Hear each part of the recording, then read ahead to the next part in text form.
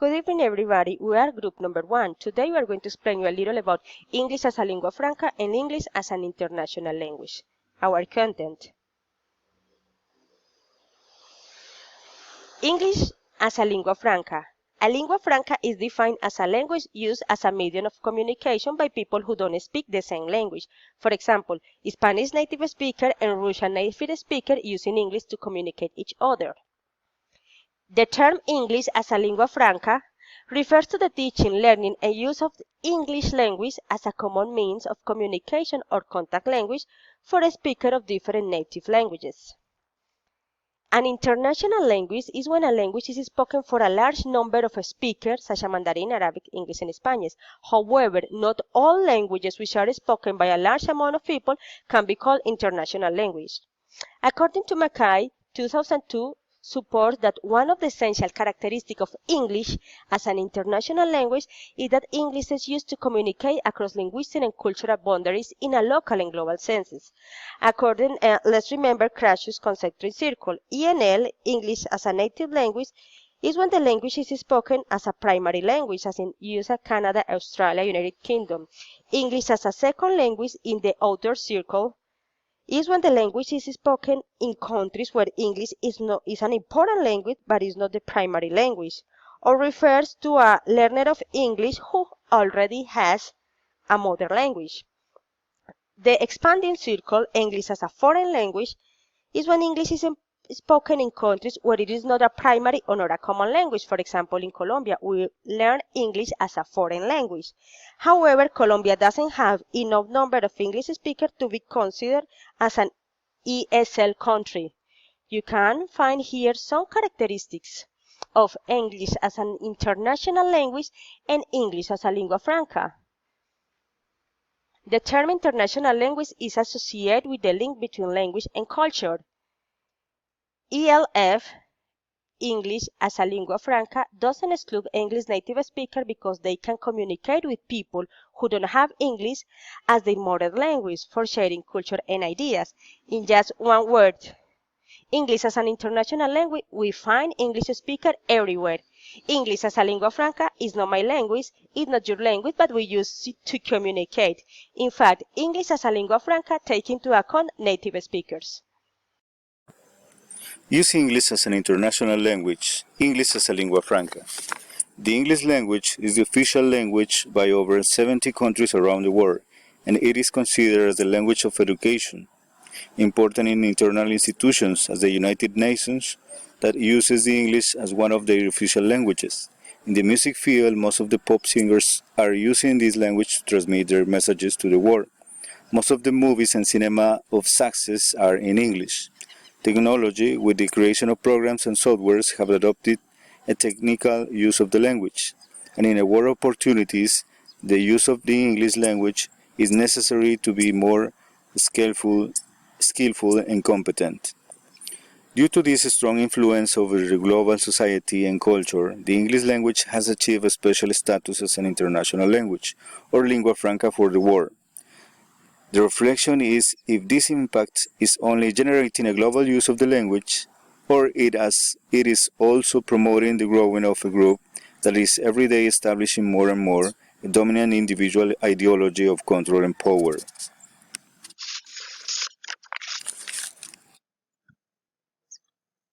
ELF as a model of evolution. When in the other and expanding circle, ESL and EFL models were used, different variations appeared, but they were not accepted into the standard language system they were promoting. Even they were designated as errors and incorrect uses of the language.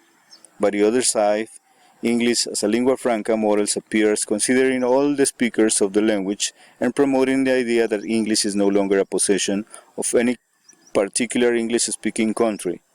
Then ELF integrates the variations and shifts into a continuum improvement process, recognizing those variations as a natural phenomena in the growing and evolution of the language.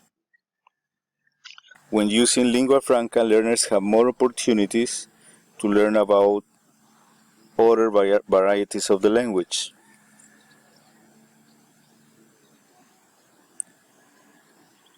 and their cultures in which those variations take place. Comprehension of the language is better achieved when it is avoided cultural loaded language, which is often difficult to understand when once removed from its context of use. A better comprehension of a language when there is a balance of power shifts from native speaker to non-native speaker, and the avoidance of inner circle varieties textbooks. A teacher can be more creative and explorer, having more opportunities to include materials related with the culture and context of the learners, and also exposing them to other different cultures. The teaching of EIL and ELF today takes place in a wide variety of contexts, in outdoor and Spanish circle countries, in private and public institutions, and so on. All of them share the goal of developing proficiency in the learning of English language. However, there is not a single EIL or ELF teaching methodology or pedagogy. Research proposed to continue using EFL and ESL teaching methodologies, but introducing the change and designing the pedagogical tasks considering the culture and the place where people will learn. EIL teaching is influenced by various contextual factors. First, political and social contexts. To refer official language policies, the role of English in the society, economic resource, and linguistic and cultural attitudes. Second, educational institution itself, that is referred to teaching objectives, material resource, and learning philosophy. Third, teacher's background, which refer to English training and teaching philosophy, and students' backgrounds. That refers age, previous exposure to English, and learning goals. As teachers, we have to reflect on three important aspects when we apply teaching EIL or EIL pedagogy. We have to gain knowledge and awareness of the pluricentrism of English and plurilingual nature of today's communication. To inspire students to recognize all varieties of English and legitimate them. 3. Negotiate and communicate across cultures and English. McKay suggests some assumptions that we need to apply and appropriate EIL pedagogy. First, learners of an international language do not need to internalize the cultural norm of native speakers of the language. The ownership of an international language becomes the national side, and the educational goal of learning an international language is to enable learners to communicate their ideas and cultures to others. In the case of ELF, we need to pay attention that ELF is most generally defined as a medium of communication among people who do not share a first language. This means that as a teacher, we must provide a more realistic and authentic input, help take on native speakers by moving away from some of the problematic native speakers' belief and practice, and equip students with the right strategies they need to succeed. Those things call for a reconceptualization of English in use and also call for a fundamental recognition of the nature of English as a subject. ELF research suggests that in our teaching practice we have to consider some aspects like taking into account how ELF interns perceive the first language of English and of themselves as users of it. English has given local traditions and cultural values which are far more important to learners. Those aspects could help us to apply appropriate teaching methods in ELF contexts or communities. Hi guys, my name is Alirio Gudelo, so I'm in charge of talking about the difference between EIL and ELF. There are two close terms when talking about the use of English in general.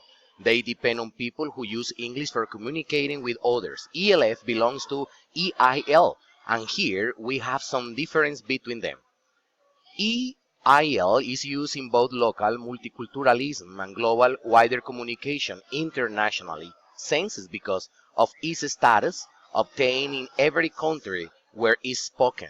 On the other hand, ELF is used by people who don't share the same first language and the same cultural background implied in the language spoken. Talking about the concentric circles posed by Couture, EIL is used from the inner circle to the expanding one. However, ELF is used in the outer and expanding circle for communicating each other, and users from inner circle can be in ELF only for sharing with users of English from the outer and expanding circle, not among English native users. Despite of the differences that exist between them, there are similitudes too. Here we have some. It's not necessary to internalize culture features of native speaker because EIL and ELF are used to communicate ideas and experiences of each language user.